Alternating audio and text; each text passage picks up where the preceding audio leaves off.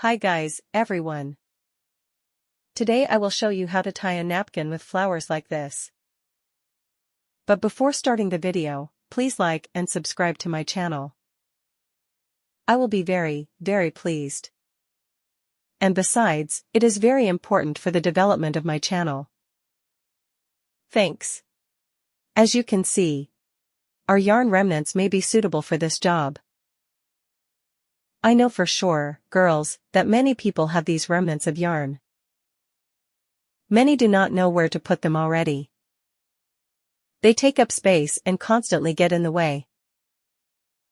And some, I'll tell you a secret, even throw away the remnants of yarn. But I'll tell you girls, no. We will not throw away the rest of the yarn. Why? Because you buy yarn, you pay money for it. Thus, it is a pity to throw it away. Therefore, I suggest that you knit such a napkin, thanks to which you will save your unnecessary yarn. Girls, look at what a beauty we should have. This napkin is very, very beautiful and interesting. I'm sure you and all your relatives and all your friends will like it extremely.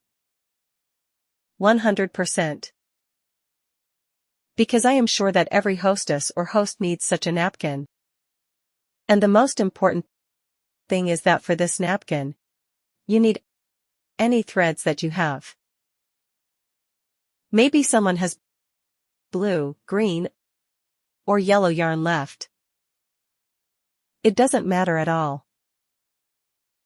The main thing is that there would be a green yarn. And the rest, I'll tell you a secret, girls, it doesn't matter at all. That is, remember, you can use any yarn. Which one you have at home. The most important thing is that there should be green yarn.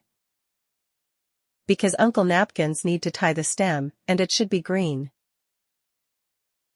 That's the kind of beauty we should get. Guys, I want to tell you about my Telegram channel. I put a lot of interesting things there.